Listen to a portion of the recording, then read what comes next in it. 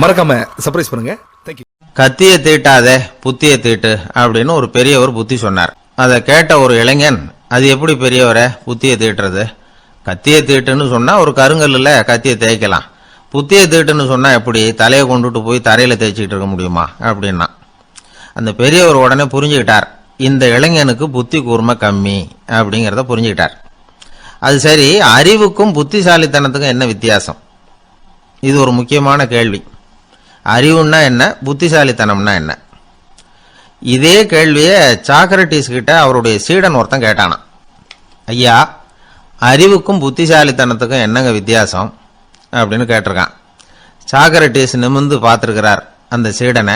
அதுக்கப்புறம் சொன்னாராம், நான் சொல்றேன் உன்னுடைய கேள்விக்கு பதில், ஆனா அதுக்கு முன்னாடி நீ ஒரு காரியம் பண்ணணும்னாராம். என்னங்க செய்யணும் சொல்லுங்கன்னு இருக்கான்.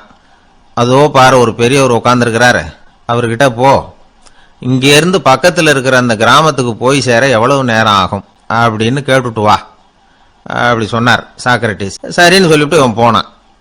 அந்த பெரியவர் முன்னாடி போய் நின்னான்.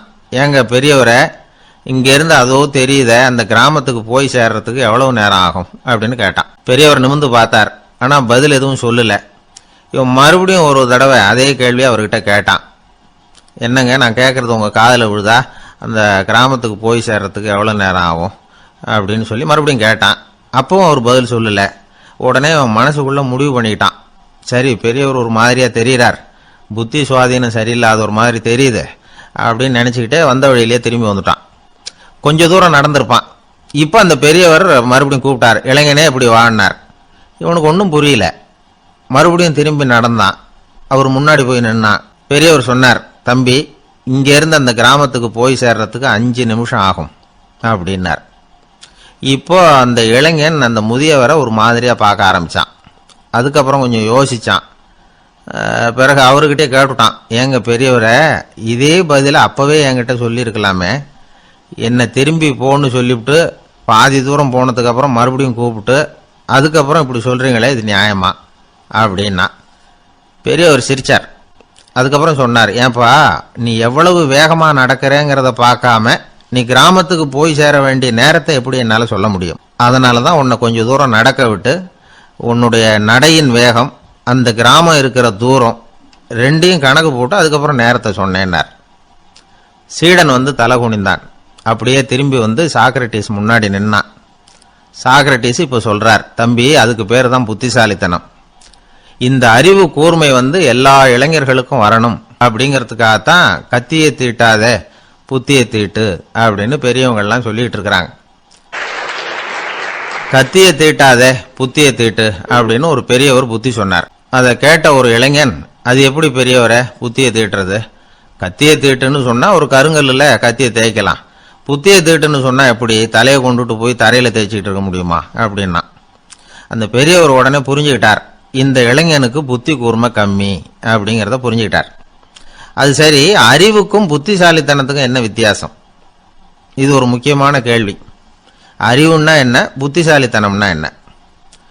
இதே கேள்வியை சாக்ரட்டிஸ் கிட்ட அவருடைய சீடன் ஒருத்தன் கேட்டானா. ஐயா, அறிவுக்கும் புத்திசாலித்தனத்துக்கும் என்னங்க வித்தியாசம் அப்படின்னு கேட்டிருக்கான். சாக்ரட்டிஸ் நிமிர்ந்து பார்த்துருக்கிறார் அந்த சீடனை. அதுக்கப்புறம் சொன்னாராம், நான் சொல்றேன் உன்னுடைய கேள்விக்கு பதில், ஆனா அதுக்கு முன்னாடி நீ ஒரு காரியம் பண்ணணும்னாராம். என்னங்க செய்யணும் சொல்லுங்கன்னு இருக்கான்.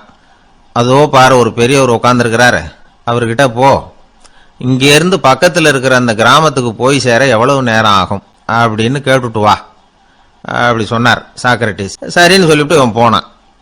அந்த பெரியவர் முன்னாடி போய் நின்னான். ஏங்க பெரியவரை, இங்கேருந்து அதோ தெரியுத அந்த கிராமத்துக்கு போய் சேர்றதுக்கு எவ்வளவு நேரம் ஆகும் அப்படின்னு கேட்டான். பெரியவர் நிமிர்ந்து பார்த்தார், ஆனால் பதில் எதுவும் சொல்லலை.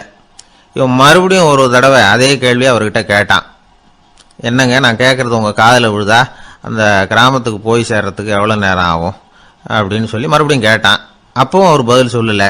உடனே அவன் மனசுக்குள்ளே முடிவு பண்ணிக்கிட்டான், சரி பெரியவர் ஒரு மாதிரியாக தெரிகிறார், புத்தி சுவாதீனம் சரியில்லாத ஒரு மாதிரி தெரியுது அப்படின்னு நினச்சிக்கிட்டே வந்த வழியிலேயே திரும்பி வந்துட்டான். கொஞ்சம் தூரம் நடந்திருப்பான். இப்போ அந்த பெரியவர் மறுபடியும் கூப்பிட்டார், இளைஞனே இப்படி வாடினார். இவனுக்கு ஒன்றும் புரியல. மறுபடியும் திரும்பி நடந்தான். அவர் முன்னாடி போய் நின்னான். பெரியவர் சொன்னார், தம்பி, இங்கேருந்து அந்த கிராமத்துக்கு போய் சேர்றதுக்கு 5 நிமிஷம் ஆகும் அப்படின்னார். இப்போ அந்த இளைஞன் அந்த முதியவரை ஒரு மாதிரியா பார்க்க ஆரம்பிச்சான்.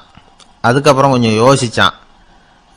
பிறகு அவர்கிட்டே கேட்டுட்டான், ஏங்க பெரியவரை, இதே பதில அப்பவே என்கிட்ட சொல்லியிருக்கலாமே, என்னை திரும்பி போன்னு சொல்லிவிட்டு பாதி தூரம் போனதுக்கு அப்புறம் மறுபடியும் கூப்பிட்டு அதுக்கப்புறம் இப்படி சொல்றீங்களே, இது நியாயமா அப்படின்னா. பெரியவர் சிரிச்சார்.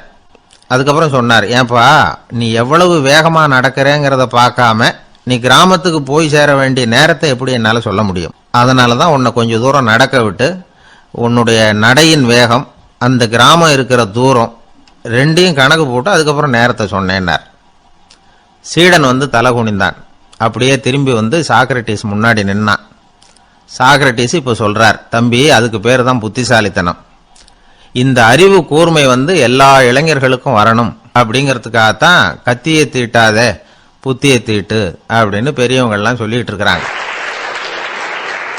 ஒரு பெரிய காடு, அதுல பலவிதமான மிருகங்கள்.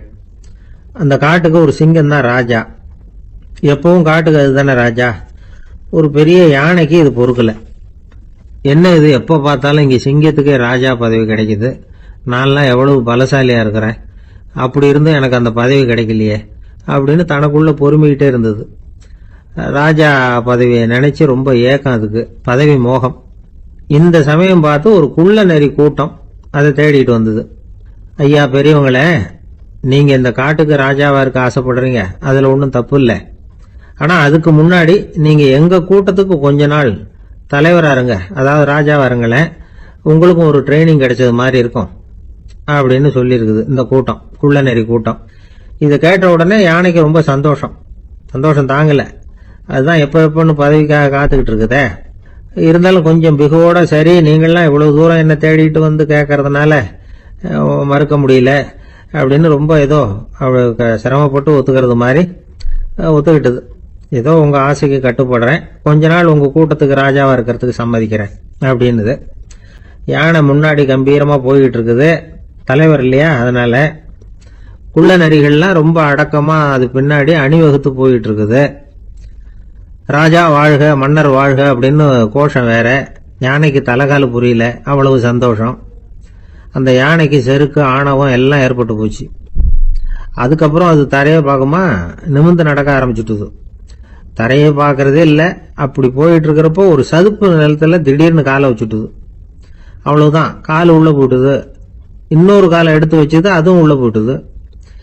அந்த 2 காலையும் எடுக்கிறதுக்காக அடுத்த 2 காலையும் அழுத்திச்சு, அதுவும் உள்ள போக ஆரம்பிச்சுட்டுது. இப்ப 4 காலம் வசமா சேத்துல அழுந்தி போச்சு, எடுக்க முடியல. குள்ள நரிகள்லாம் அதை சுத்தி சுத்தி வந்தது. சிலது சுத்தி நின்று டான்ஸ் ஆட ஆரம்பிச்சுட்டுது யானையை பார்த்துட்டு. இதை யானை பார்த்தது.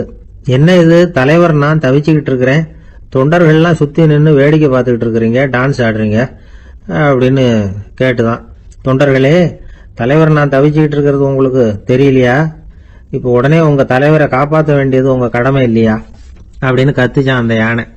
குள்ள நரிகள்ல ஒண்ணு முன்னாடி வந்து நின்று அந்த யானையை பார்த்துதான், தலைவரே, எங்களுக்கு ரொம்ப நாளா ஒரு ஆசை, அந்த ஆசையை நிறைவேற்றிக்கிறதுக்காகத்தான் உங்களை எங்க தலைவரா ஏத்துக்கிறோம்னு சொன்னோம் அப்படின்னு தான். என்ன ஆசைன்னு கேட்டிருக்கு யானை.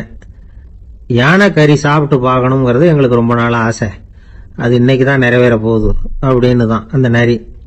இதை கேட்ட உடனே அந்த யானை அப்படியே மூர்ச்சி ஆயிட்டு தான். நரிகள்லாம் அது மேலே ஏறி குதற ஆரம்பிச்சுட்டு தான். பதவி மேல இருந்த பேராசை அந்த பலசாலியான யானையையே மாட்டி விட்டுட்டு பாத்தீங்களா அப்படின்னு சொல்லி முடிச்சோம் இந்த கதையை அந்த சின்ன பிள்ளைங்க.